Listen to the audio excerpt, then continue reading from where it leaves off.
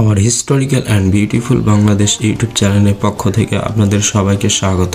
বন্ধুরা, আজ আমরা কথা বলবো মিল্ক স্নেক নিয়ে, যা ল্যাম্প্রোপেন্টিস ট্রায়াঙ্গুলাম নামে পরিচিত।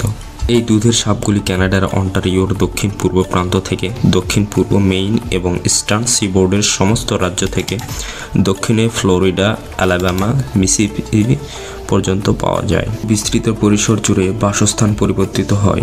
সাধারণত দুধের সাপগুলি বনাঞ্চল বা উন্মুক্ত বনভূমিতে বসবাস করতে পছন্দ করে।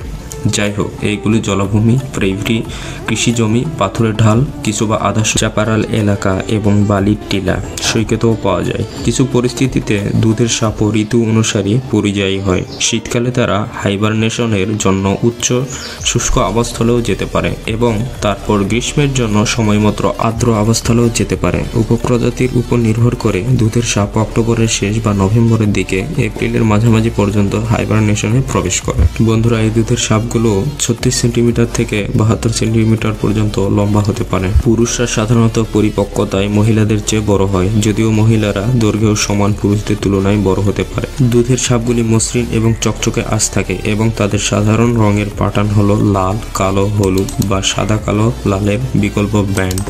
এই দুধের সাপগুলো বেশিরভাগই নিশাচর। বিশেষ করে গ্রীষ্মের মাসগুলিতে এরা মূলত স্থলজ এবং মাটির আবর্জনার সাথে মিশে যাওয়ার চেষ্টা করে, তবে তারা আরোহণ ও সাঁতার কাটতে সক্ষম। এই সাপগুলি গোপনীয় এবং লুকিয়ে থাকে। যখন হুমকি দেওয়া হয়, একটি দুধের সাপ সাধারণত প্রথমে পালানোর চেষ্টা করে। এদেরকে যদি হয়রানি করা হয় তবে তারা লেজ কম্পিত করতে পারে এবং শক্তিশালীভাবে আঘাত করতে পারে। যদিও তারা অবিষাক্ত, শুধুমাত্র ছোট দাঁত আছে এবং তাদের লেজে একটি জাটল নেই। ভয় না পেলে দুধের সাপ ধীরে ধীরে চলে। তারা প্রায় মোটামুটি বিনয়ী হয়। অল্প বয়স্ক দুধের সাপগুলি সাধারণত ক্রিকেট এবং অন্যান্য পোকামাকড়, স্ল্যাগ এবং কেঁচো খায়। তারা নিশাচর, শিকারী এবং প্রায়শই পুরনো শস্যাগারে এবং কাঠের নিচে দিনের বেলা বিশ্রাম নিতে দেখা যায়। দুধের সাপগুলো সম্পর্কে একটু পুরনো উপকথা হলো যে তারা দুধ পেতে গরুর তল চুষে খায়। গল্পটি সম্পূর্ণ মিথ্যা এবং এই সত্যের দ্বারা অসম্মানিত হয় যে গরুর সাপটি একটি গরুর তল থেকে দুধ চুষতে শারীরিকভাবে সক্ষম নয়। যাই হোক, দুধের সাপগুলি প্রায়শই শস্যাগারগুলিতে এবং আশেপাশে পাওয়া যায়। দিনের বেলা বিশ্রামের জন্য শীতল এবং অন্ধকার পরিবেশে ব্যবহার করে এবং সুবিধাজনক খাদ্য সরবরাহের জন্য ইঁদুরের সহজলভ্য উপদ্রব। দুধের সাপগুলি ডিম্বাকৃতির। প্রতি ছোপে গড়ে প্রায় 10টি ডিম পারে, যদিও এই সংখ্যাটি অঞ্চলভেদে পরিবর্তিত হতে পারে। দুধের সাপ মে মাস শুরু থেকে জুনের শেষের দিকে সঙ্গম করে। জুন এবং জুলাই মাসে মেয়েরা লক, তক্তা, শিলা এবং পচনশীল গাছের নিচে 3 থেকে 24টি ডিম পারে। ডিমগুলি ডিম্বাকৃতির এবং সাদা রঙের হয়ে থাকে। ডিমের দৈর্ঘ্য 2.5 সেন্টিমিটার থেকে 4.2 সেন্টিমিটার পর্যন্ত হয়। ডিমগুলো প্রায় 2 মাস ধরে থাকে এবং আগস্ট বা সেপ্টেম্বরের দিকে ডিম ফোটে।